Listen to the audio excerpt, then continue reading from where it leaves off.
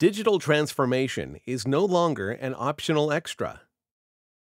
For a smaller manufacturer looking to survive and prosper in this changing world, the question should be not, can we afford this, but can we afford not to embrace the digitization of our core business processes? Can a smaller manufacturer looking to survive and prosper in this changing world afford not to embrace the digitalization of the business process? As manufacturing businesses prepare for life after COVID-19, it should be clear that automation and digitalization, both of production and of business processes, can no longer be regarded as nice-to-have innovation. They will be central to many firms' survival.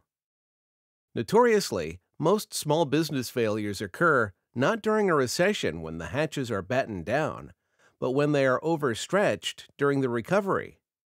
That is true even if the activity is reverting to the status quo ante, but nobody believes that the new normal will be business as before. Manufacturing and supply chain philosophies and strategies will change, even reverse, unpredictably, but very quickly. And a company's core business systems must be able to identify, adapt to, and even drive these transformations. Even if it were allowed, this can't be done in a huddle around spreadsheets.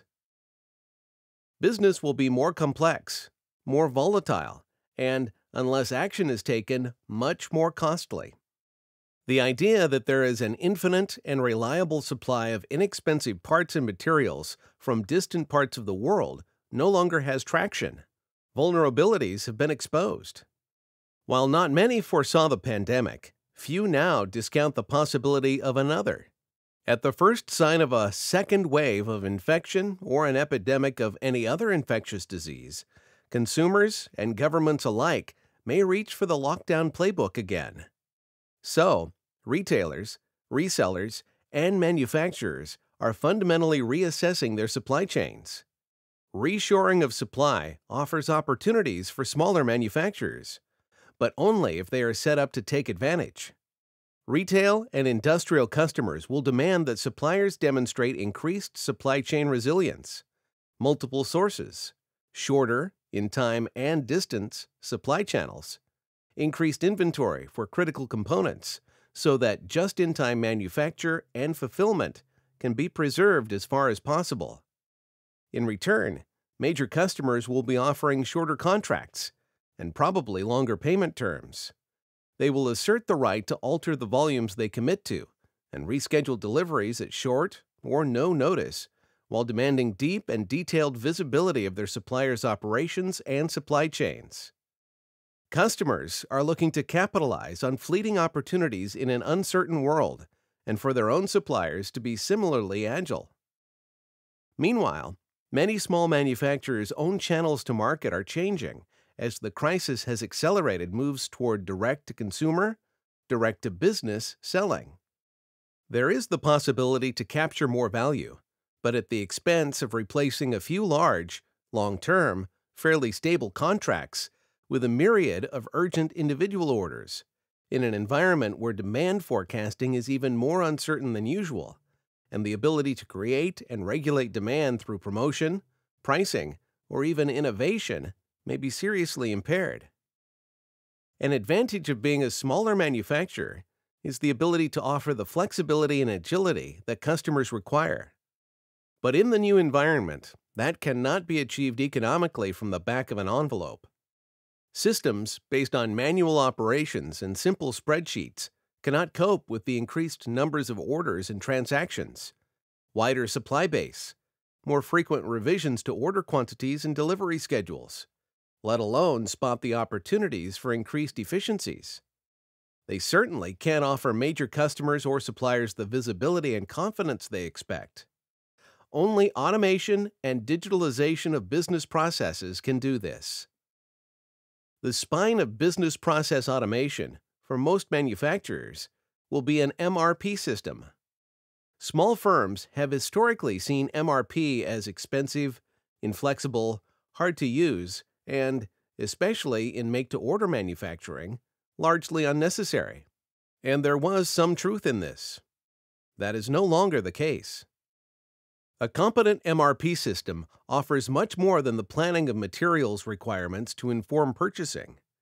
Accurate production planning and scheduling, and, especially in these volatile times, dynamic rescheduling, taking into account machine capacity and labor availability, and working forwards. What delivery can we offer the customer? Or, backward, how do we meet this due date? Works together with customer relations management to create quotes for price and delivery based on real product costs and performance possibilities. Inventory is managed and allocated, stock levels optimized and re-optimized, as, for example, customers' expectations of what constitutes safety stock alter. MRP can take in real-time reporting from the shop floor and elsewhere, helping to provide end-to-end tracking of orders from quote to delivery, and thus the visibility that customers require. And, critically, it all works with accounting. The holy trinity of cash flow, balance sheet, and profit and loss account.